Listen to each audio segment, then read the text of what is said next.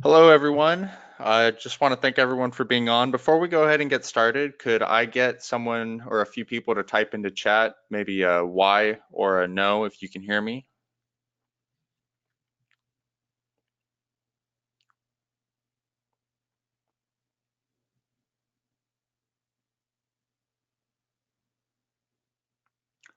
All right, starting to get some through. Looks like we're good on audio. Anyways, just wanted to introduce myself. My name is Shane Guth. I'm with Trade ATS. I'm just kind of kicking this off. I wanted to give a little housekeeping before we get started.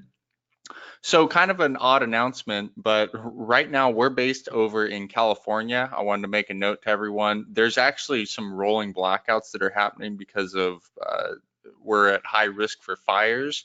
So, if something happens, we're not expecting anything to, but if something happens, during the webinar where it just goes black all of a sudden, then that might be why. So, anyways, just wanted to make a little note of that. As far as the length of the webinar is concerned, we're going to be on for about an hour, maybe a little bit more depending on the volume of questions. We're going to try to get to everybody's questions, but there's quite a few that can come through. I'm going to be kind of in the chat answering some things as well. So if you have real specific things, don't feel like you have to hold back. We'll try to get to everybody.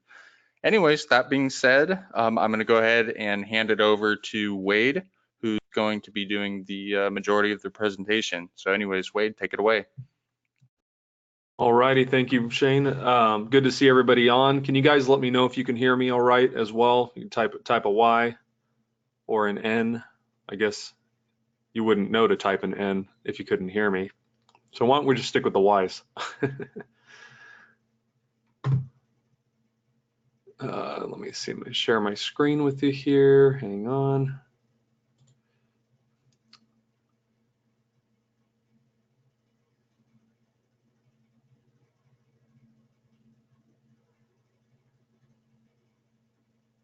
All right. Okay, looks like everyone can hear me all right. And hopefully you guys can see my screen okay. Looks like it's coming through.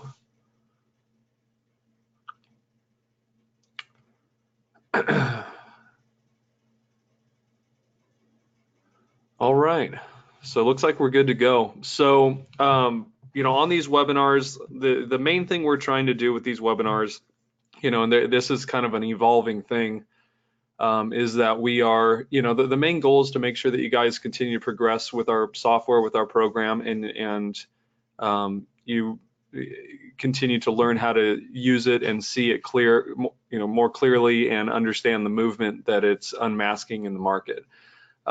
That's the main goal of these webinars. So we really don't have any kind of format as far as a big presentation. It's mostly going to be Q&A. I would like to, as we do these webinars each week, I'm going to be looking for opportunities and things that I think are interesting to talk about, possible setups in the market.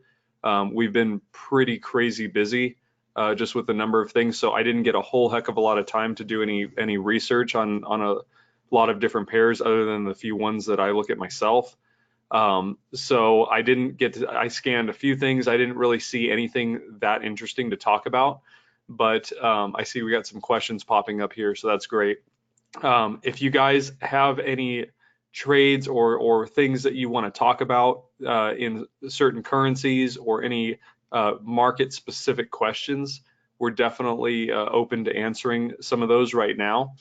And also just general questions about the software, about the methodology, anything like that. That's really what these are for. They're just kind of, we're just trying to be kind of a down and dirty training session, and just make sure that we get you guys seeing this clearly. So we got a couple of questions coming through, so I'm going to try to get to everyone. We got a lot of people on the webinar, and we got people that are still joining. So sometimes I get flooded with questions. If I miss yours, I apologize in advance. I know Shane's going to be in the chat trying to get to some that I'm not able to answer. But anyway, I'm going to be looking for those questions that I think are the most relevant and that most that everyone can benefit from. If you do have a technical question regarding like license keys or anything technical regarding the software, that's something that we wouldn't really address here on the webinar. That's something you're going to want to send, if you're having any kind of issue that way, send it to support@tradeats.com. That's different from the admin@tradeats.com email that you've probably used to seeing. Support@tradeats.com is going to be the new place to deal with anything, any kind of technical issue. If you do have any regarding licensing or anything, you'll want to make sure you get those questions over to that email. That way we can get it handled for you. Okay, so I'm going to open it up to questions. I think we got a couple here, so I'm going to read through some of these. And if you guys have any questions, again, about any kind of markets or anything, then feel free to type those in and I'll start filtering through them. So let me catch up on some reading here. Hang on one sec.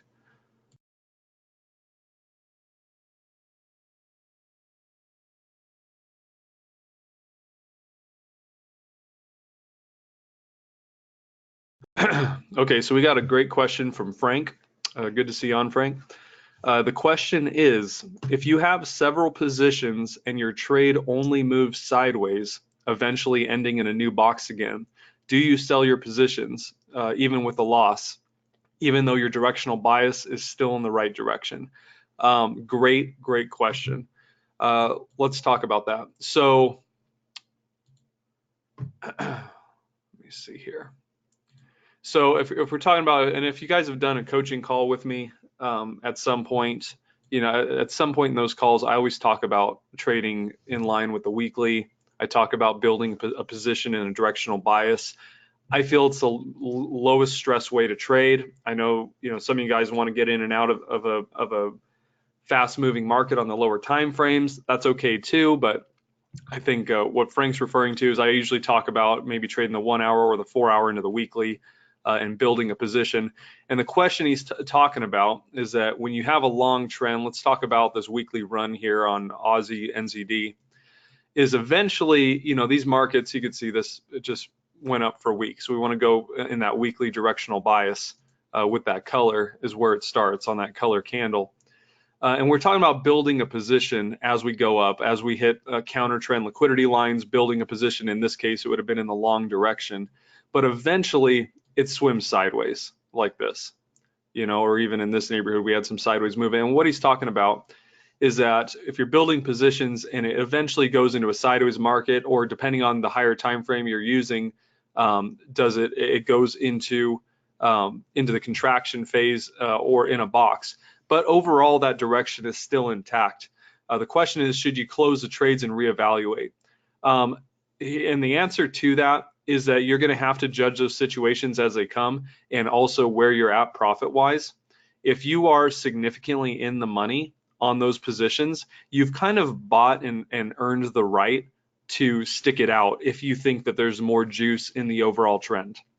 Now, if you just started the sequence of building a position in that direction and you're at kind of a break even or a loss, and now you're in a box and you feel like, okay, there's a possibility that this can go against me, then it's kind of, at that point, it can go either way. And if you're going to take a small loss or you're going to get out a break even, a lot of those cases, personally, I would probably just get out because I want to see what new information I would get as you got out of that box on your higher time frame.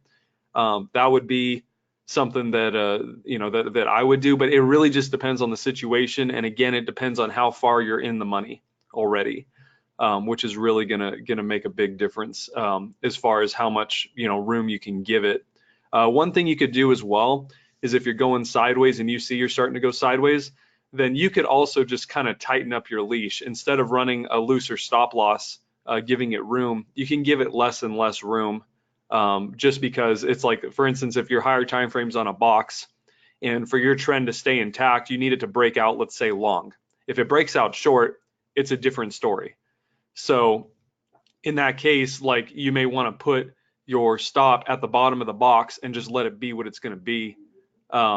Just because, if it breaks out short, it's a totally different situation. But like I said, it's just going to be dependent on those individual situations.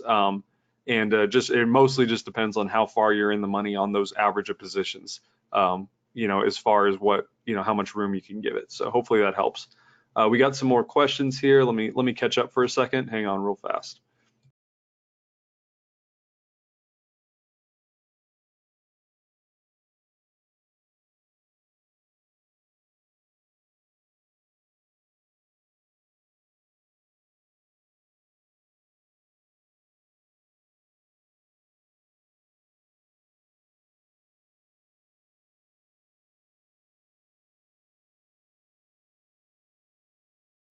Okay, so a question about dot expansions from Magnus. Thanks for your question. Some of the dot expansion lines start away from the candles and some very close. What is the difference between those two? As far as how, when you get a new expansion, it really just comes down to the range of the market, because the proprietary calculation that we use for that is 100% dependent on price action. And when it meets that specific PIP requirement or price requirement, that's where it will trigger, and the market sets that up. With ATS, there is no settings, so it's never going to always appear at this amount or a distance away, or this, in exact things like that. ATS is built off of the price action the market puts out, and that's why it conforms to all the cycles, because it's basically putting close on whatever PIP ranges the market puts out there. So if you get an expansion line, by the time it appears and you're 10 pips away from it, that is appropriate, because that's what that's the swing of the market at that moment. If you do it again and it's 20 pips away, again, it's triggered by that specific price, because that is what the market is setting up in the range to deal with. So I understand what you're saying. It would be nice if it always showed up at a certain level away, but what we're trying to do is we're trying to take the price action the market gives and let that dictate the size of things and the distance away, because it is what it is at the end of the day. It's what the market dictates. As far as getting a new expansion line, you always treat them the same. One thing, if you're worried about maybe a possible entry, or I don't know specifically what you're doing in this circumstance, but if the market moves away from expansion, for instance, like if it's if it's a breakout on your higher time frame, and let's just say you're using the 4 hour and it breaks, and by the time you get a new expansion line, it's 40 or 50 pips away. In that situation, you know that your tipping point on your 4 hour is going to come back to that 50 pip away expansion. And that's something, it is what it is at that point. And it does have the ability to retrace back to that white line. It absolutely can. So you're going to have to look at, if you're wanting to trade that 4 hour, you need to understand that that is a possibility risk-wise before you take a trade. Because that's what ATS is going to show you. It's always going to show you the possibilities, the distances that are relevant to the market. And sometimes it's not exactly what we want, but it is what it is. And you can pick the trades. That's the one thing we could do as traders. We can pick the trades in the market that we want to engage with. So if the risk and reward ratio on a specific setup that you're looking at isn't great, you have the ability to pick and choose whether you interact with that, which is a lot of power in your control. For all the things we can't control in the market, that's a pretty great one that we can, is when we actually put our capital into the market and put it to work for us. So hopefully that kind of helps your answer, or answers your question. Let me catch up here. Hang on.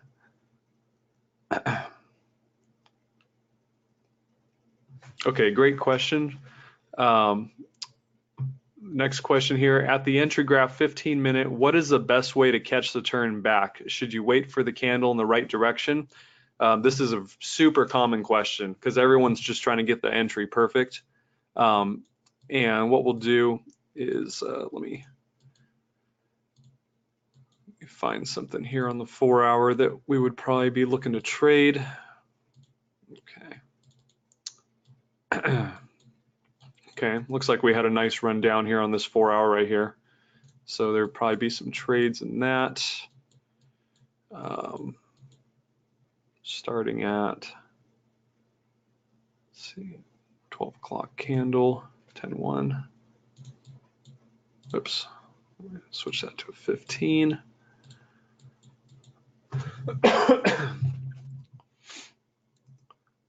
Okay.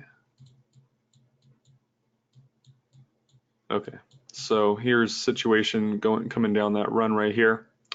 Yeah, 10-1, 12 o'clock. Okay, so if you're trading the 15, and that's the question was based on the 15-minute entry. The quick answer to it is that there's not a set way to catch the turn perfectly. If you're looking at, obviously our 4-hour is clearly short. The question is, how do you, when you get above these expansions, how do you time the situation where you come back through in trend with the 4-hour direction? How do you time that accurately? And like I said, the answer is, in this case, we had a liquidity line to work with. That's an indicator that we're going to probably get a reversal from that as long as the trend stays intact. So you could use liquidity lines to time your entry. You can use the candle rotation.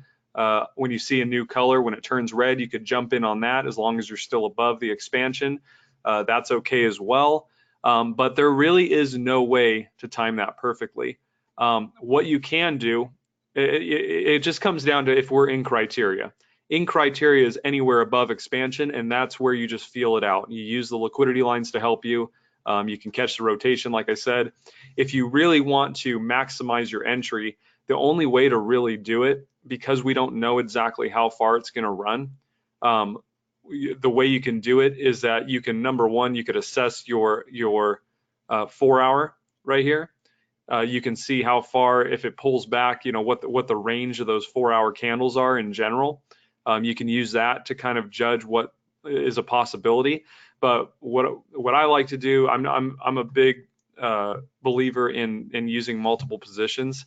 So even on the 15-minute, I know it's kind of tight, but if you get into, say, you break your max position into, say, 2 or 3 parts, the first inkling you get to enter the market in a situation, if you sell, and then it goes against you a little bit more, which it usually will. You're usually not going to get it right the first time. Doesn't mean it's a bad trade, but then you can enter again and average your way into a good trade. I'm a big believer in that, but that is harder to do. The lower the time frame you use for entry, it is a lot harder to do, because now you're dealing with the percentage of your spread and your average trade value against that percentage of spread. So entering multiples, it has to be a pretty significant move against you to justify that.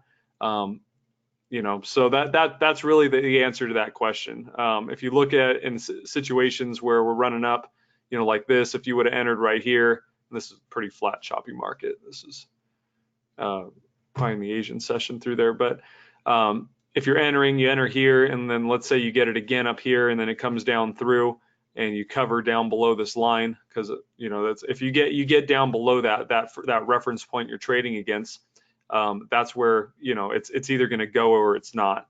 In that, you'd probably be cutting those loss, or taking a small winner right there. But that's really, it just comes down to when you're above. Right here, you can see you got above a white line. Right up here, you started getting through there on that last expansion. Then you came through and hit that liquidity line. That's a decent place to start building another position.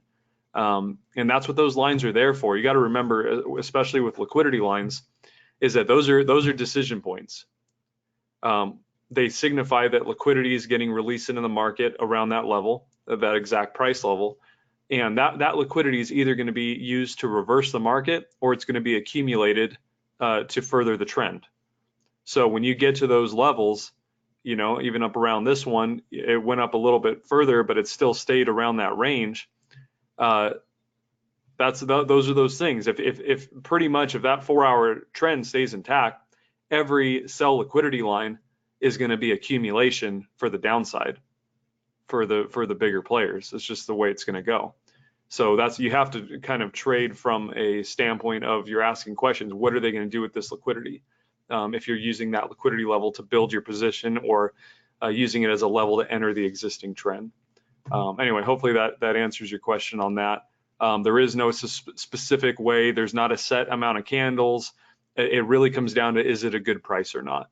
And when you get above expansion, what we know is that we got other traders, their moving averages and things are getting activated to the long side. They're starting to buy the market, and it's like the crowd, the small crowd against the large crowd. That small crowd is going to start to buy, but the larger crowd is still saying nope. And then those people are going to get turned around. And we're essentially just trying to trade against them. And that's where it starts to get in criteria. That's the swing point, is those white lines. And so you just got to do your best and feel it out. And the more experience you get with it, watching the software, you do develop somewhat of a feel for that.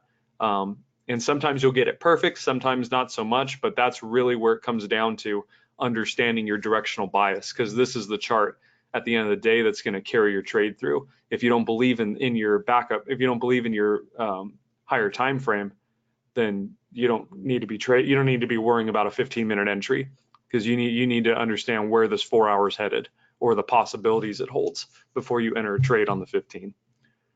Let me catch up on a few questions. Hang on real quick.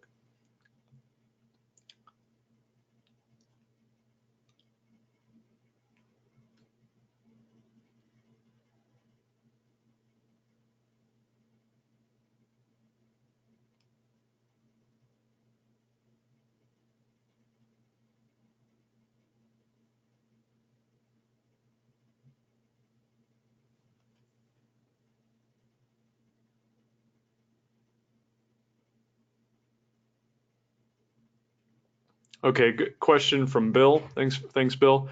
Wondering how to trade the 15-minute chart with the big swings in the 15-minute. Okay, so he's talking about trading the big swings on the 15-minute in a 24-hour cycle, and what I'm assuming that you're trying to essentially catch the daily range on the 15-minute. And I'm going to tell you that that's probably not the right, if you're trying to catch that big of a move, the 15-minute is probably not the best for you to use. You're going to catch more of the daily range trading the 4 hour into the weekly or the 1 hour into the weekly, because trading the 15-minute, the time frame is fast enough to where you're going to get your information that you're trading on is going to be kind of muffled by the Asian session in a lot of the, especially the major pairs, somewhat dependent on what pairs you're trading. And so it's going to kind of throw you off through those periods. Basically, if you're trading a 15-minute chart, you really want to be, anything below an hour. Let's put it this way. You're trading anything below a 1 hour chart for entry. You really want to be liquid by the end of the session. And the entry, there's no guarantee you're going to get the top and bottom of the daily range on that 15-minute. So if you're looking to catch those bigger moves, what I would suggest is you look at the 4 hour into the weekly or the 1 hour into the weekly if you want to go a little faster. Because the facts are is that if the weekly holds the trend and the current color of the candle, then as you enter and build a position on the 1 hour or the 4 hour, you're naturally going to be in those daily range trades. It's going to be a little slower to build those positions, but you'll naturally be in them. And then you'll also get an accurate time view that is not going to be so thrown off by the flat choppiness of the Asian markets, because a 4 hour candle, is going to hold a more significant visual pattern according to our software than a 15-minute going sideways and ranging out. So anyway, hopefully that makes sense. I don't think the 15-minute is the best for trying to catch, those daily swings.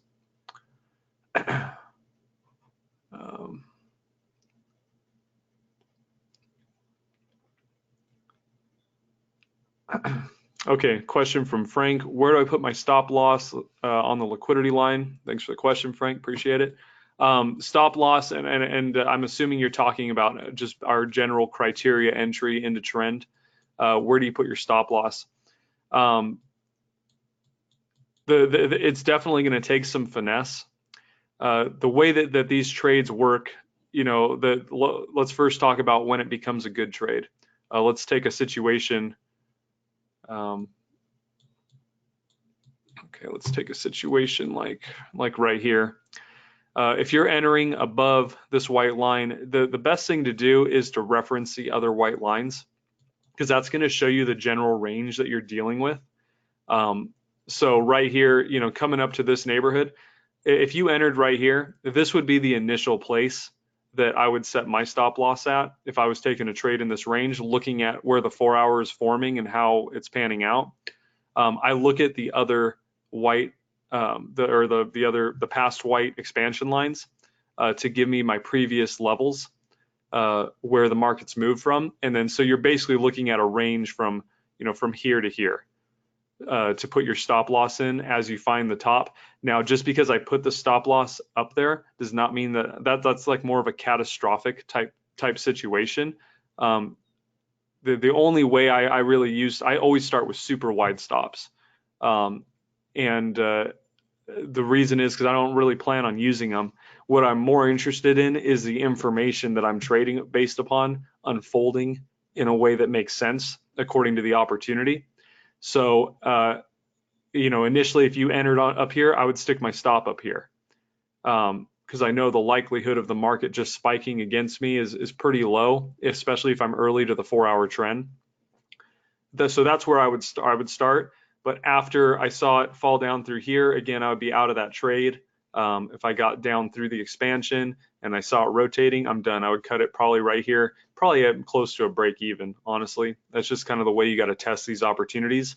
And then look to re-enter up here. And again, if it was up here, I would still reference this point up here. But you know, that's really where it starts.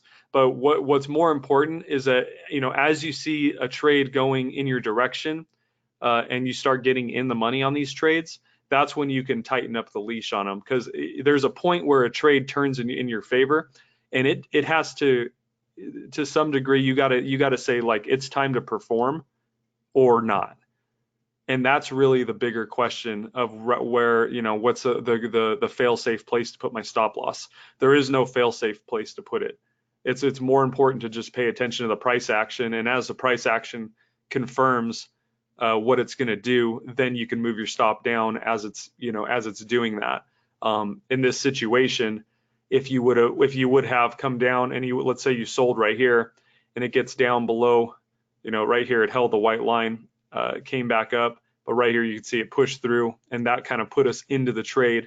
You know, at that point, you know, my stop, once I see that we've clearly gone through, especially taking out this liquidity down here, I could see that this moves on its way, then I would take my stop loss from up here and I'd stick it above this white expansion line.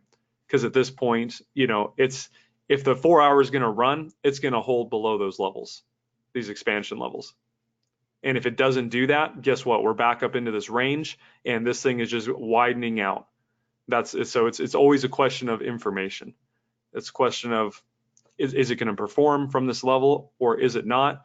And if it doesn't, it means that there's just more to the story that you need to uncover. So hopefully that kind of clears that up. And I will say that there are certain cases where it's not so perfectly clear. I understand that.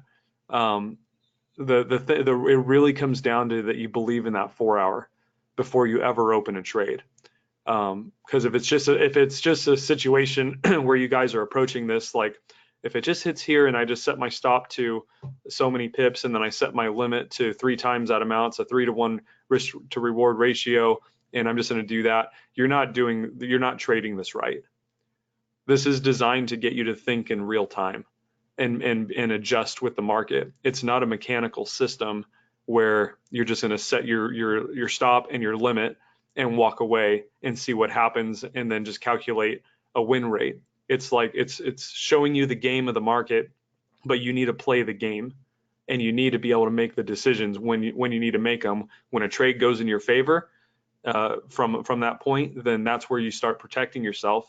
You know, if you lose a trade, there's a reason why you lost, and you need to figure out what that new information is and figure out what the new game plan is for the market.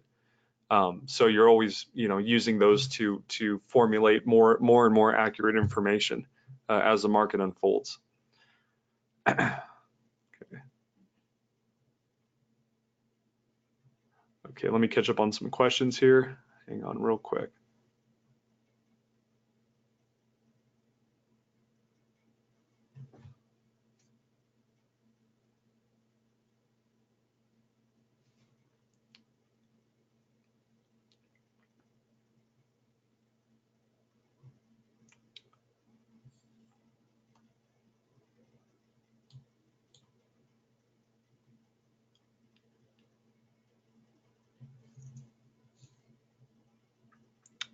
Okay.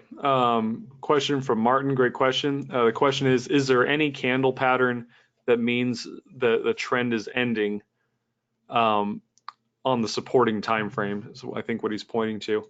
Um, so the supporting time frame, there is, there's clues that we have to go through, and then there's also probabilities. That trading is really, at the end of the day, it's probabilities. We use a trend in the first place to cut out half of the market. So if we know that our 4 hour is green, and it's above expansion, then there's a possibility the masses are going to jump and push that trend.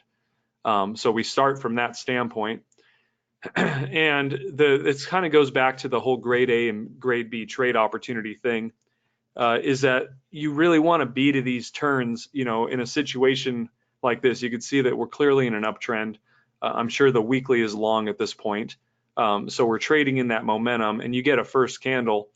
This right here is where you want to start going heavy, on a position. But as the market goes, you can see we blow through two liquidity lines. Market makers use that to further the market. They don't accumulate it. As it goes, every move is going to end. So as you want to be aggressive at the first turn, and you want to lay off as it goes and goes and goes. Because the opposite is a lot of traders, they see the move and then they get aggressive up here and they go into the sideways, or they see this again, they get aggressive and then they just get chopped up through here. That's really what it comes down to. There isn't a specific candle pattern when a move is going to end. There are definitely clues. Liquidity lines are a great, how the market behaves around those levels is a good indicator of what's to happen. But really, at the end of the day, it's going to come down to probabilities. And you're never going to have a better probability than being the first to attack a trend at the first sign of a new rotation, especially in a pre-existing longer time frame trend on your supporting time frame. And you get heavy on those first signals that we're going back in trend, and then you lighten up your positions as it goes, and you scale back. And if you're going to enter new positions, you don't just keep them smaller, because eventually, the facts are is if you're trading a trend from the beginning to the end of the trend, you're going to take as many opportunities as you can, and eventually you're going to take a loss at the top or bottom if you're trading every opportunity. And what we call that is, it's called paying for information. Yeah, you're going to take a loss, but it doesn't really matter because you paid that to learn that the 4 hours done. So, and you knew that it was going to be done because nothing just keeps going and going and going forever. So if you want to maximize the trends, you have to be prepared to finally take a loss, figuring out when it's over. And you got to be, and the key to not caring about that is being early in the first place. If you see a trend has already ran 100, 200 pips, you're not early. Find some other market that's fresh out of the box. Find something that you're getting a volatility signal. See the situation here, we popped out, whipped around a little bit, got a new white line, and we're still dancing in this overall range. This was, excuse me, still fighting a cough here. This was your volatility signal right here. When you came out of that box, we're looking for deviation through, from this white line here. So, that's where you want to get aggressive on these turns. Maybe you trade this one long right here. Maybe you find an entry on the 15 coming up through here, and you take a loss on that red candle. So what? We're expecting some sort of explosion of volatility from this general area. So you take a loss, you get back in, trade this short, especially when you got a white line supporting you after this candle, and then there you go. Then you find that move. There's no surefire way to always have it perfected. As far as knowing when something's going to be over, or when a big move is going to start. But you have to trade aggressively around the what is the initial criteria of those things starting, so you have a chance to maximize each trend. That's also going to come down to, if you're trading a 4 hour and a 15-minute, chances are it's depending, especially if you're trading euro pairs or dollar related pairs, those are gonna be, a lot of those movements are going to be during those stock market financial hours. So if you're trading a 15-minute, the majority of those moves and entries are going to be in the London, New York session. So if you're looking for the 4 hour to push, that's really when it's going to do it. You can avoid a lot of false trades or false breakouts and things like that if you understand that most of those entries, I need to keep them within high volume times. If the market has the volume from world markets and world trade, especially in the currency markets, it's driven by that global exchange. And if that exchange is not happening, there's no fuel in the market. So I don't care how great the setup looks. If you're doing it in a market that is people are sleeping and they're not transacting business, then there's no fuel in that market to carry a lot of your trades through. You may get one every once in a while that's a rogue wave that just happens to work out, but that's not the general rule. So the shorter time frames, you really want to make sure you keep those to session, because that again adds to that overall probability of it going somewhere, because ultimately we need it to trend to make it worth it. So let me catch up on some questions here.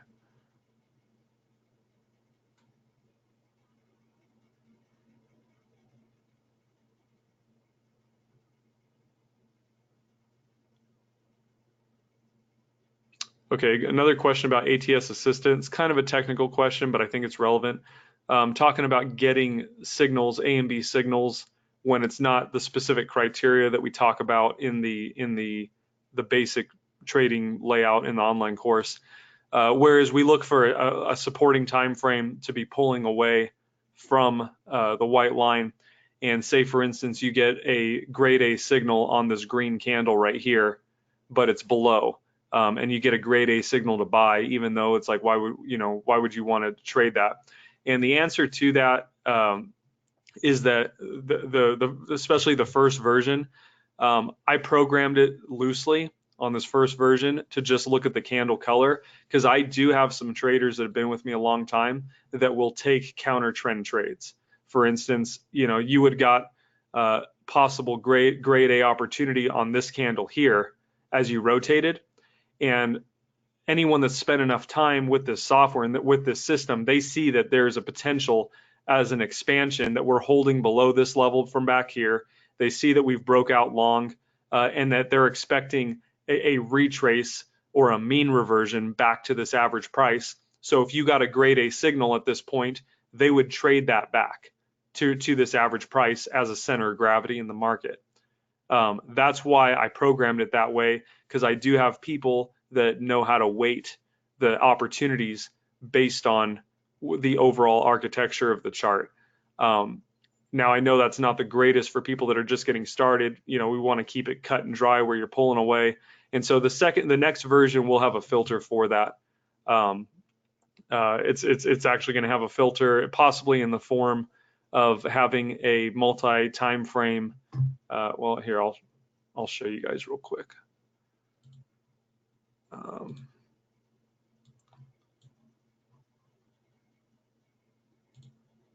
Oops. Okay. So this is version 2.0 as it sets right now, that I'm currently testing. And if you see, like right here, we have two supporting time frames. You have your original supporting time frame, which is what you guys have on the assistant right now, and then you have a second. And what this is currently doing is it's looking at the color.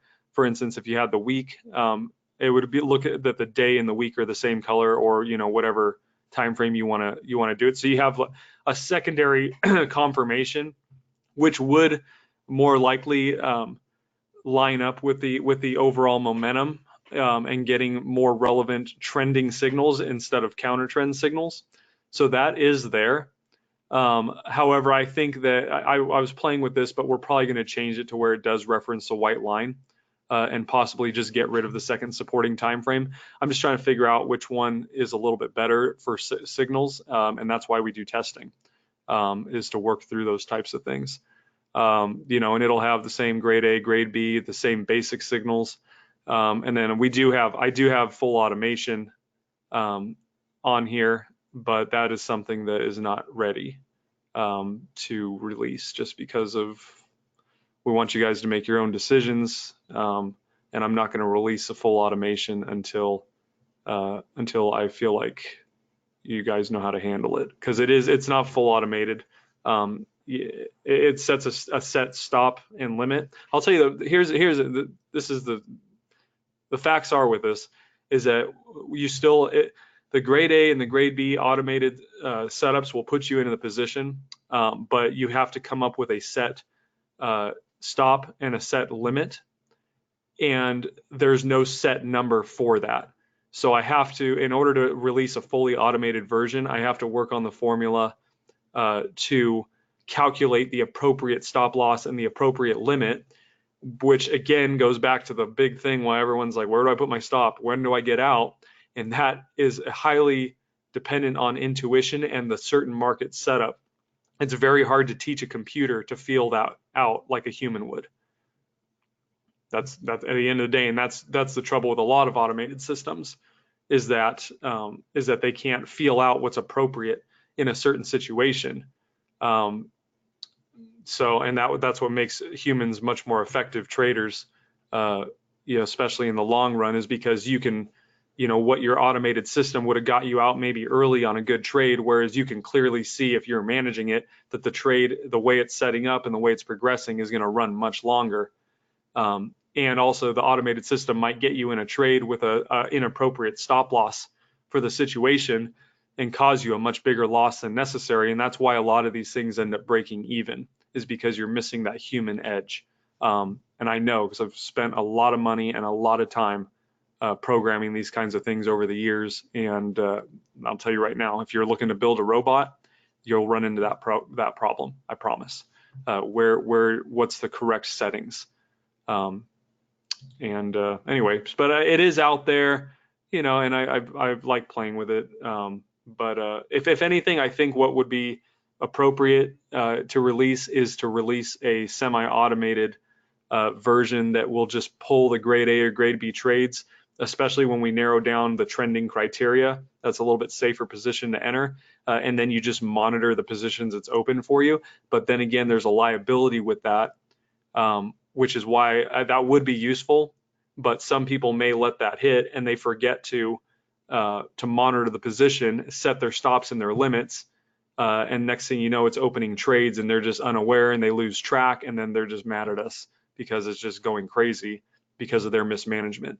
And I'm just not willing to put ourselves in a position liability wise, even though it's not our liability, but I just don't want to go there with anybody in regards to that. So, we may have something that we open up later on with a special contractual agreement if someone wants to train with that and use the semi-automation, but we're just not there yet. We got bigger things that we need to handle first. Also with the version 2.0, it's going to give you a time range to where you can actually cancel out where you wouldn't, if you're trading shorter time frames, it wouldn't send you grade A or B signals or any kind of signal during a specific hours. Like if you want to avoid the Asian session, which is what I normally recommend everybody do, then it'll just go, it won't send you any signals during that time. So anyway, just little things like that, but it's in testing and we're working on some things. So, and when this is ready, you guys know that we'll just give it to you if you're a subscriber. So anything that we can do that makes your trading better or clearer or easier, we will not hold back from you guys. Anyway, sorry I went off on a little tangent with that. Let me catch up on some questions.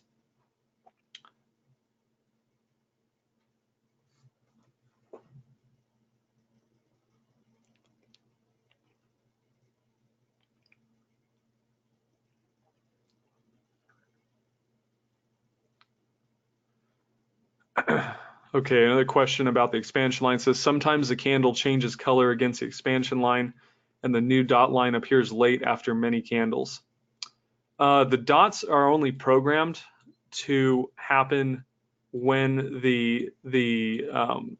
when it triggers the price level that triggers the algorithm. So like I said, it's going to happen, the timing of it is going to happen specific to the market range. And if you're looking at it for an entry or a risk point, a lot of them will happen right, when the market's still tight with that expansion line, And if it's too far gone and it's a spike, you know, it's probably something you want to enter anyway, because a lot of those market spikes end up coming back, and you know, coming back and gravitating towards the expansion. So like I said, it's just a question of if the formula is triggered. Now, the only time it can lag is in a situation where where it's almost met the calculation to form a box, but then the market breaks. And so what you can end up having is that on the close of a candle, you can have a box form that you've already broken, excuse me, that you've already broken out of, and a white line has appeared out of that box on the close of the candle. But it's only going to happen on the close of one candle, and that's the only lag in the entire system, and it has to be that way to get boxes to not repaint. So that would be the only thing. But all I can say is that if you feel that the deviation is too far, then it's just not your trade. Don't take it. You have to take opportunities that make sense to you and that you understand, and you can control the risk to reward based on the architecture as it's playing out. If it's ran, you didn't really miss anything. It just wasn't your opportunity.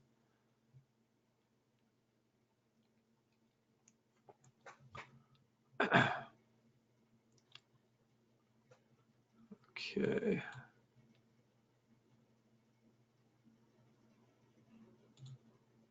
Okay. I think we've covered quite a bit of questions here. And you know, and with these, we got a lot of people, because we haven't really onboarded a whole heck of a lot of people. We're starting to work through the waiting list a little bit, because we're getting things a little more settled, administrative wise. But I know a lot of you guys were on here last week, and you know, so far we're running dry on questions. Looks like we're getting to the end. And if you guys have any more questions, feel free to type them in. You know, regarding any market you're looking at, or regarding the software, that's what this is for. But you know, eventually, you guys, this isn't complicated what we do. You know, there's three components on the software. There's liquidity lines, there's boxes, and there's expansion lines. Each one means a specific thing, and it gives you that puzzle to put together for the day. You know, in a horizontal format, in regards to those sensitive price levels. So you'll find that you probably are going to run out of questions at some point, because there's not really much to ask. It's just about execution and being consistent, you know, in your approach to the market. That's really what it comes down to. Okay, it looks like we got a few more questions coming in here.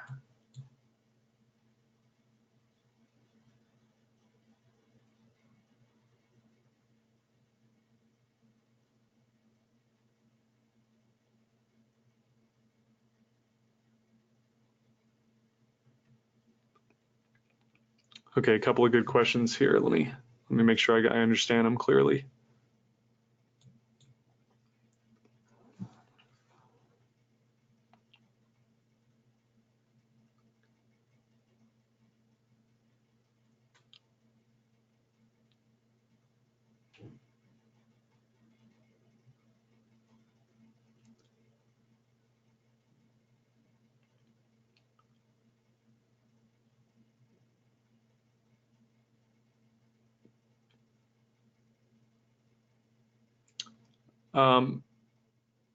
Nitsin, I see your question. If you could clarify that, I'll answer it. But as far as the last candle or two in the opposite direction, are you talking about on the supporting time frame or entry time frame? I just want to make sure that I understand what you're talking about. Let me move on to another question here in the meantime. Another question regarding the software: when a box appears, why does it paint backwards? And the answer is because it's defining the overall contraction period back as far as many bars as it needs to go, because it has to hit that specific formula, and we don't know when a contraction is confirmed. This all goes down to that repainting thing. I can make the boxes start to appear and flash on and off in real time with price, and it's basically using tick data rather than candle close data, if you're talking about it from a programming perspective. But using the tick data will cause the repainting. So you'll get a box that flashes and then flashes back. So I found that it's just more effective, especially when it comes to boxes, to deal with something that has closed and confirmed. That it's just a much better practice. I part of my criteria when I started making this years ago was that I wanted nothing that repainting. Repainting is so useless. Um, it's more than useless. It's an aggravation. So I needed something that had hard, meaningful levels based on solid information that gives a solid framework. And so it's just more important that's why the boxes go back, is because it's showing you the general range where the contraction has taken place. But it's just not confirming that from a candle close point of view until it's met the exact formula that we lay out.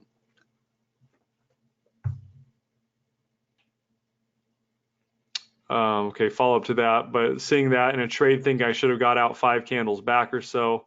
Well, you should be looking at other things rather than a new box appearing. You should be looking at where's the price headed. Have you gone through liquidity lines? And also too, if you're looking, if it's something where the market's just going flat and then a box appears, then that's just the way it goes. You can choose to close out that position or whatever, but you should, unless the market is significantly running in your favor, then you could just wait for a new box to appear. If you're up 100 pips, on a trade and you just knocked it out of the park, then sure, you can use that as a time to get out, because that'll show you when the market's in a set up and kind of start over. But that I wouldn't be, as a general rule, wouldn't be waiting for a box to appear to get out. But I understand what you mean. It would be nice to have something that was that spot on, but it just, like I said, I'm not gonna have it repaint and have any of that confusion. Okay, we got a big flood of questions. I thought you guys were out of questions. All right. Question, would it be possible to develop an EA just to be used for backtesting and ATS strategy? Yeah, anything's possible. I have a team of coders that I work with that they're worldwide. Couple of people that I work with closely. So I mean, I could develop anything that way. If you're talking about putting it on the strategy tester in MetaTrader, I know that there is some limitations to that. And again, we're going to work on some of that stuff. If you guys want to test a certain thing or get familiar with the visual, then I definitely want you guys to be able to use that. But with the licensing structure, the way that we originally put this out years ago, it's not super compatible with that. We are the goal is to move to a totally cloud-based licensing system. So you can just register your account numbers that you want to activate, and then we won't deal with the license keys anymore. But this is something we never really planned on it getting to the scale it's at. I just had, a small hand. I had like 20, 30 people on before you guys all found out about this. And I knew everybody and they knew how to use the licenses and it was no big deal. We kept it at that, but now that it's scaling and I'm getting a lot of people that want to do different things and use that, we're having to come up with different things on the technology side that keep up to scaling to what we've been scaling to. So working on it though. As long as you guys are on anything that we come up with, any updates, things like that, like I said, you guys are good. We're not the kind of organization that if we do come out with something, we're gonna be like, oh, well, if you want to learn how to do it better, well, that's gonna be another $5,000. It's whatever. If we have something that's good, we're gonna give it to you. So we'll definitely work on that. Okay, let me see here.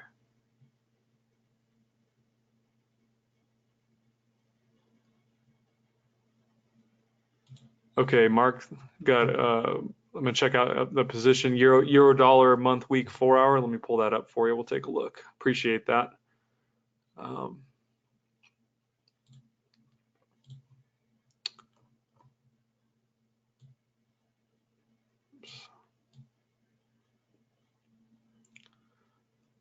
Where's my euro dollar? There it is.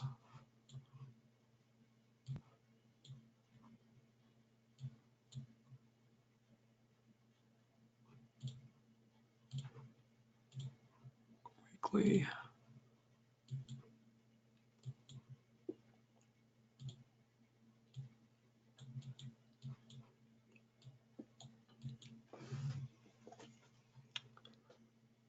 Okay. In a short now with the expansion line. So question for you, Mark, real quick. Did you open the trade you sold off of this expansion on the 4 hour? Or did you start building the position coming up through here?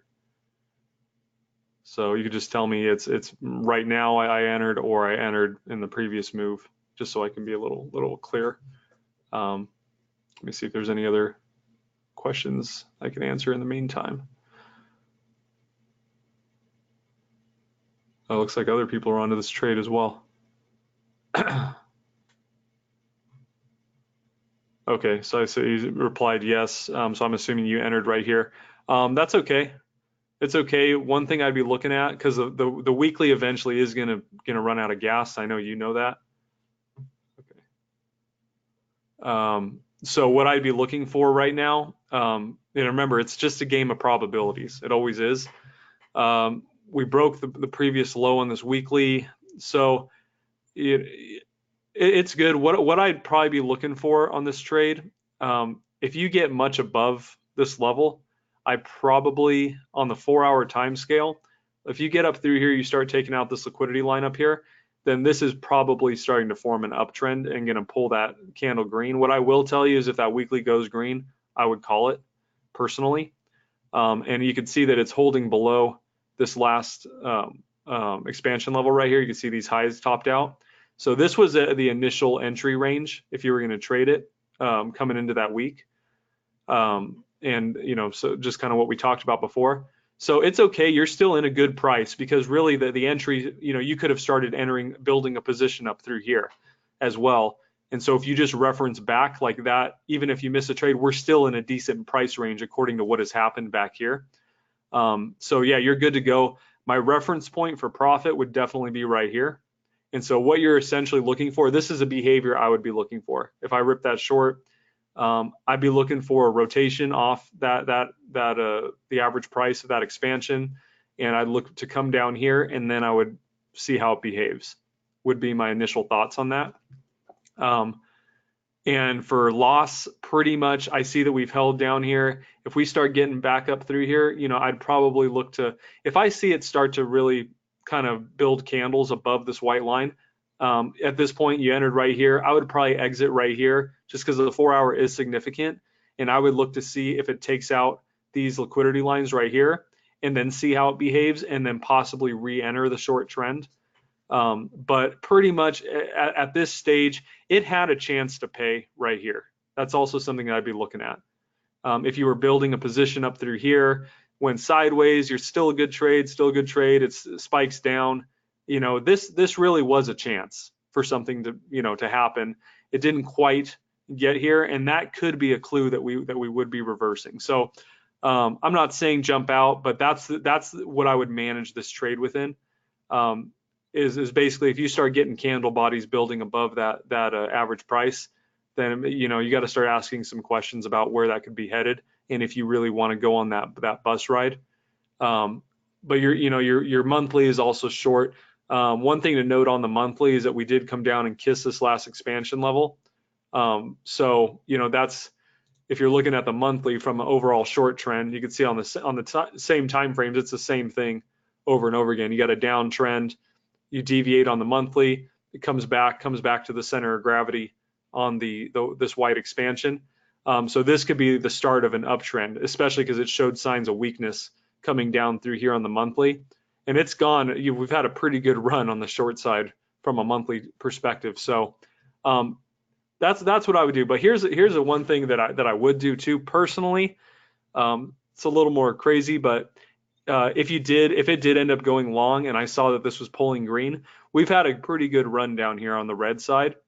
I would probably, just because I see how far it's deviated and I see that we're touching this line on the monthly down here, if that candle turned green, I would definitely get out and forget about the short side.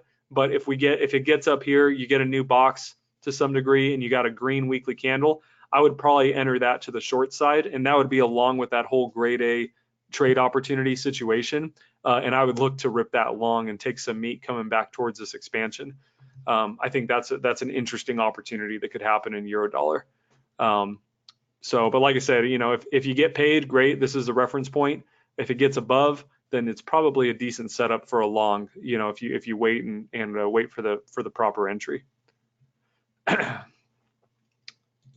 Awesome. Love questions like that. Thanks, Mark.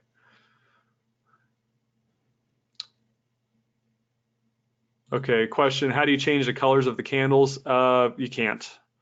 We have the candles to where they're set at that color, and the reason we do that, we may change it in the future, but from our perspective, from coaching people or when we put out videos and put out things, you'd be surprised how easy it is for people to get off the same page as us. As simple as something, if they have their colors or their lines a different color, and you put something as you're talking about a red liquidity line or a white line or a red candle or a green candle, and their stuff is different, then from a mass coaching perspective, it makes it more difficult and creates more questions. So we just found it was just better to keep everyone's screen the same. That way, you know, when we talk about a red line, everybody knows what a red line is. We talk about a green candle, everyone knows what a green candle is because everybody's looking at the exact same screen.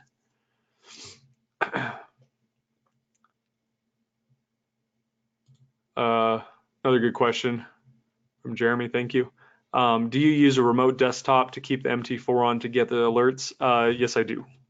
I do have a remote desktop from IO Zoom is the company. I pay for the basic package. MetaTrader actually doesn't take a ton of data to run, so you don't need to get their 32 gigabyte RAM and all that. It's like $10 a month, I think. But yeah, I use a remote desktop, and I use it only I don't like to trade off a remote desktop, but if you want those signals from ATS Assistant, especially for building a longer term position, then you know, you definitely need to have your computer running, and it's definitely good for that to get those signals sent to your phone. Personally, I use it on the higher time frames, 1 hour into the weekly, 4 hour into the weekly, into the monthly, you know, because I want to know where those significant liquidity points are on those bigger time frames for sure. So yeah, you definitely use that. I think MetaTrader has one that you can integrate with pretty easily, but I've never actually used it.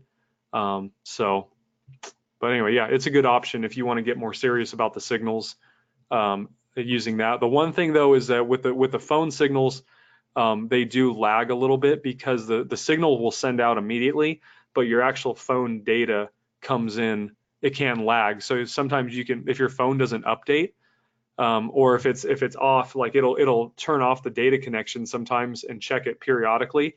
And like I said, it's not us, it's a phone system.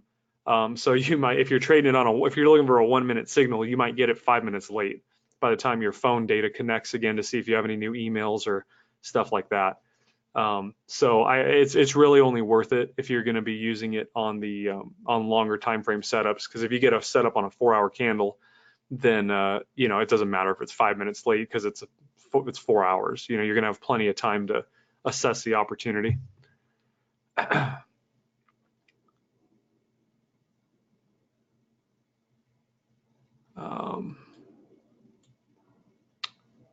Okay, let me see. We had a question back from dollar CAD week 1 and 4 hours. So USD, do some analyzing on that.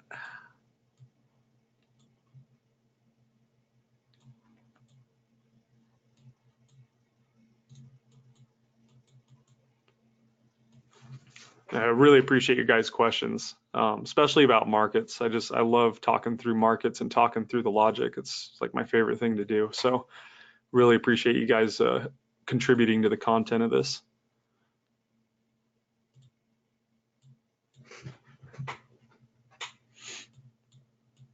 Okay, so dollar CAD. Let's see. Philly's in the week 1 4 hour time frame.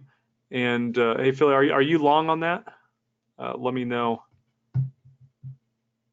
Let me know which way you're looking to trade, or if you're in a trade, or which direction. I'll just tell you right now, it's definitely long. We just had a breakout on the weekly candle, so we got a volatility signal here when we got that breakout. Now, to keep in mind, we definitely can get a retracement on the weekly back down to the expansion. So as you're entering long positions, you got down here, you could have started building that position. But one thing that when you get a fresh breakout, you always got to be prepared. Like for instance, right here, we had this breakout on the weekly, and then 2 weeks later, we get a retracement back and test that line. Definitely can happen. I'm not saying don't trade it, but understand that's a possibility. So if you start to see things forming and you come down, you need to know that that's ultimately, if that's your directional bias, that's really the tipping point. And if the weekly falls below that, you definitely want to start reassessing the market, because what that's telling you is now you're starting to get an expansion that has a potential to whip across the box, and go that way. So let me see here. Anyway, but yeah, it's definitely long. Yeah, could have caught it right here. This was the best opportunity right here, coming down through here if you sold coming out of the box here. And then your initial stop loss on this, you can reference, let's see, what's the price level on this last expansion? 1.32481. What is it? It's probably close to this. Yeah, this is at 3.8. So you can see that the 4-hour expansion at this level is roughly at the same expansion as the weekly. So that's showing you that's really your tipping point. What I'd like to see if you're entering this trade, especially this would be one of those grade A type situations where you probably would have got, because these have all held green, but even a grade B opportunity, this would have been a grade B trigger on this candle as you came out short. In this situation, that's a great grade B opportunity to take, because it's still close to the overall starting range, which is in here. So I would, you could go heavy right here and look for, an expansion up. What I'd be looking at on this trade as far as profit target would be to come up and test. If you look at, we're having an overall expansion coming out of here. So the reason why I would think that I would like to take an opportunity on this is that I'm seeing the expansion swing back and forth. We came down, blew out these liquidity levels, and you can see that this was kind of the point of origination in this market. If you're looking for that idealized expansion of a back and forth whipsaw that's like on the master pattern video, you can always look back and find that point of origination if you want to see the master cycle. But a breakout to the long side is a probability here to think about, because if you put it together with what's happened here, that definitely adds to some probability that we're going to spike. And if it holds this overall master pattern cycle, then we're probably not only going to here, but we're probably going to this active high in this overall whipsaw that's happening. So that would be a reason why I'd take this breakout a little more serious, as opposed to this breakout right here. If you see right here, looking at this overall cycle, we did have a swing down, we had a swing up coming out of this box, and then this box held kind of at that average price, and then we broke out long. But that's really just a continuation in what was the long trend over here. So I would, you could see that it didn't really take off too much. You still had some weeks where you definitely got some paydays in there, swinging on the day-to-day swings. But, that's something, if you look at that, I'm going to take a breakout out of a box like this a little more seriously than I'm going to take one out of just a general trend continuation. So hopefully you guys can see that, putting the pieces together with the whipsaw here, whipsaw here. Either way, we're getting volatility. I don't know what the future holds. It's all probabilities, but you have the reaction points. So, just find your good entry right here. If you're holding a position from here, this is kind of your reference point in this overall entry period. You know that there was a possible entry here that would have started kind of a grade B trade sequence. As we dip down here, you can see that the price got close to what was a good price already. So you can sometimes when you're getting these entries, you can look back and don't focus just so much on the initial one, but look back at, if you were trading it perfectly, what positions would you have already entered, even if you don't have them. But you can look at, like, if I traded this on the breakout and I took the grade B opportunity, I'd be holding a position here. And then if it came down, you would have already gotten in the money on that, came up through here. but you're getting another price point that is in that same range that is already proven to be, a pretty good holding price. So sometimes if you're going to even start a new sequence, you could just look back at what you would have already done, even if you didn't do it. That kind of makes sense. But yeah, you're definitely long on this one. And that would be right now, just to break it down, catastrophic stop loss would be probably somewhere down below here. But honestly, I wouldn't, if it gets above the active high and then I see that it breaks that and then I see an aggressive move to the downside, I would be careful because of your worst case scenario right now is a mean reversion back to average price on the weekly.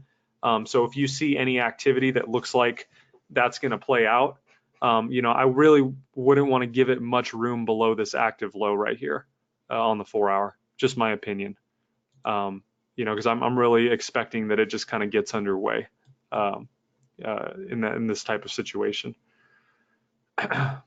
Another question: why do you use a monthly, weekly, and 4-hour, and not weekly, daily, and 4-hour if trading on the 4-hour?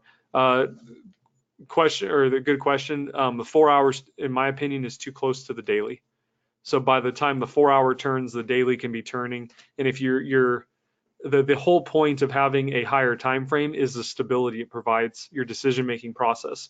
So if you pair like a 1 minute to a 5 minute, or a 15 minute to a 1 hour, it could be okay to show you momentum or the potential of those candles continuing. It does have a purpose, but for the purpose of sticking, like to have the confidence to buy something like this in real time, which looks like a breakout short, you have to have a stable time frame. And the way to get it more stable is to go higher up, where you just get the stability that higher time frame provides. So the daily I find is kind of useless. I know a lot of people look at the daily. In my opinion, it's the most useless time frame. Because if you're going to trade, you can use it as a directional bias, say for like a 15 minute, instead of using the 4-hour, you can do that. But then again, that's a pretty wide time frame to use for a daily swing because you're typically going to be trading higher leverage on a 15-minute chart. And by the time the daily confirms your trade is no longer good, if you're looking at that as an indicator, it's like the whole direction of the day has changed. So that's why we pair a 15-minute to a 4-hour, because it still is a good separation, and the 4-hour will still give you enough stability to work with it. Whereas a daily now, like I said, it's like too far away from the 15-minute, and it's not stable enough to do anything else with. The only other way that a daily would be useful is if you're using the daily as an entry into a monthly, and you're using those two time frames. And if you can work it out to get a yearly chart, which I don't think is even available on MetaTrader, then you can use the daily into the monthly into the yearly to plan out longer term trading opportunities. But other than that, it's kind of a useless time frame. 4-hour into the weekly is enough separation, and I use the weekly because you might say, well, the weekly is close to the monthly. Isn't that against what you just said? Well, not, because you can use a closer time frame with your supporting time frame, because at the end of the day, in a situation like this, talking about the 4-hour into the weekly, what I'm hoping on, what gives me confidence to get into a trade and go long in a situation like this, is that the weekly is going to hold. At the end of the day, I just want that to stay green, by Friday, because that any positions I entered in criteria by Friday, I have a good chance of them being positive. And the way I feel even better about that is if I see that I got a green monthly candle as well. And so by pairing those two together, even in a situation like this, you can see we pulled green on the monthly right here. That's given that by sandwiching those time frames closer together, it gives me more understanding of the probability that my week is going to end green. Whereas if I just had the weekly into a yearly, you can get a pullback, like this on the weekly with a yearly candle still holding green, for instance. And that's a lot of weeks that I don't want to go negative, if I was just looking at that. So if you're looking for confirmation that a candle is going to hold the same color, then you can pair it with a close time frame. If you're looking for confidence that an entry is going to work out, you need to go to a higher time frame that's spaced farther apart. And you can kind of watch this. A good way to get experience with that is to actually watch a 15-minute with a 1-hour if you want to do that, and watch when the 15-minute lines up with a 1 hour color wise, and then and watch the white lines, the expansion lines, if it's going in the same direction on each time frame, and you'll see how like when those time frames line up, it kind of like you can see the juice entering the market as it pushes. And I'm not saying to use that for trading purposes, but it helps you understand the probabilities of your higher time frames holding. And that's why when I tell people to pair the 4 hour, you could pair, I guess you could pair the 4 hour with a daily too. I just don't personally like the daily.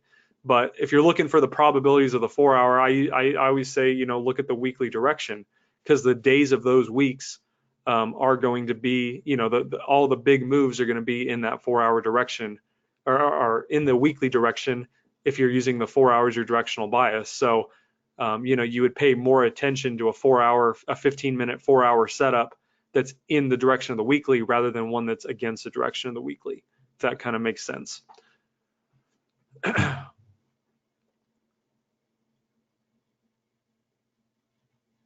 Okay, good question from Frank. If you take multiple positions in the hour or 4 hour, how do you decide when you have enough positions? You just got to kind of judge the range.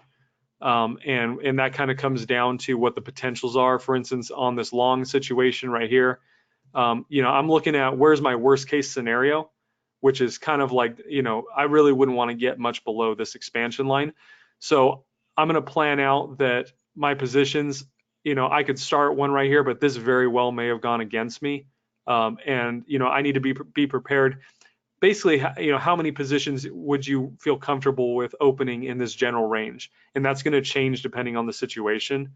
And then also too, you may want to add positions to it as it goes in your favor.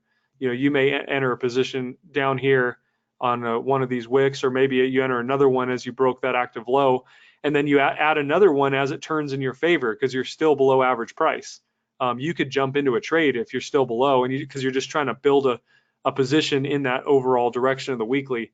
But I guess the easy answer is to that is that you just need to understand what the potential worst drawback you can suffer while it's still maintaining a good trade setup. And then you need to plan on having enough liquidity in your own account to weather that and maximize the better entry opportunities that you get. So I know that's probably not an easy answer to that, but that's probably the best answer I can give you. So it's just going to depend on the situation and how you want to approach what the potentialities are in that situation. Okay, it is 12:22. I'm going to open it up for a couple more questions if you guys have anything. I see from, okay, never mind. If you guys have anything else, we're probably going to wrap it up here.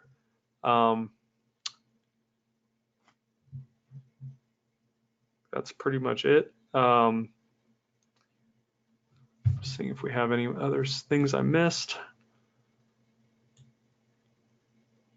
I think we covered pretty much everything. So I just want to thank you guys again for being on. I really appreciate you guys participating and asking meaningful questions about the market. That really helps with the content. And at the end of the day, like I said, it's, this is what we want to do these webinars for, is it so that we can work through the possibilities and how to make decisions in real time with the market. That's what we do is all about. That's what ATS is all about.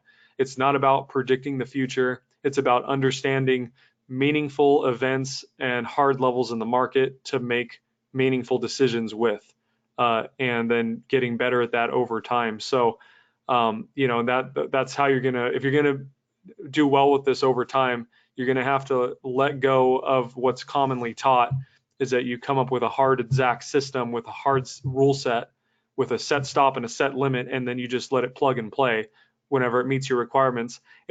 Trading is never going to be straightforward like that. I've never seen one robotic system that, and it may be have some decent winning rate back testing, but in real time to execute that, if you're not looking at the market from a kind of a game perspective where you are understanding that information can change and you need to be flexible enough to make a decision, a necessary decision to limit your risk or to take a profit at a certain level, you need to be flexible with that, because at the end of the day, you can build a skill set around that type of thinking that allows you to participate in any markets. Whereas if you're constantly looking for a hard rules-based system that is mechanical, and you're just trying to be super unemotional and just execute your rules, that works to some degree. But I'll tell you right now, you will always have a pit at the bottom of your stomach when you are relying 100% on a mechanical set of rules, that because you're eventually going to go on a losing streak, and you're going to watch the drawdown in your account, and you're going to have to stomach that. And then you're always, when in those drawdowns, you're going to always question if your rules are really the best, or do you need to tweak your rules, or do I need to add another criteria? Do I need to do this? Do I need to do that? And that's what most traders are out there doing, is that they're forever perfecting their rules, forever coming up with the better. If I just do this, or I just tweak this little thing, then that'll be the plug and play solution. And I've never seen it. I know there's probably a few guys that are can do the market that way, but I'm going to tell you, as a general rule, I find it's just much better, and you feel much better about your own skill if you develop that real-time skill set, and are able to just unfold with the market, and make your decisions as things happen, rather than just relying on that hard set rules to just pay you every so often, or whatever it's going to do. So and I think ATS is the best tool to train your mind to think in that way, while giving you some very hard set price numbers to base your decisions on, that are extremely accurate in that way. So as long as you guys are looking at it that way, you're definitely, you'll get better and better with what we do. And hopefully that's what we're conveying to you on these webinars and everything. So other than that, I just want to thank you guys for being on. We will plan on having another webinar next week. We're going to do this every week. We may move it to Tuesday. I got to work with my brother on that and see what works out. But we're going to play with the schedule a little bit until we land on something, because we do have some subscribers that are they're asleep right now, and they would like to be on the webinar as well. We've got a lot of people in like Malaysia and Philippines and those areas that at this time obviously doesn't work for them. So we may rotate it around, and just so that we can make sure to be able to talk with everyone. So anyway, appreciate you guys being on, and with that, we will let you guys get to your day, and we will see you guys on the next webinar. Thank you so much.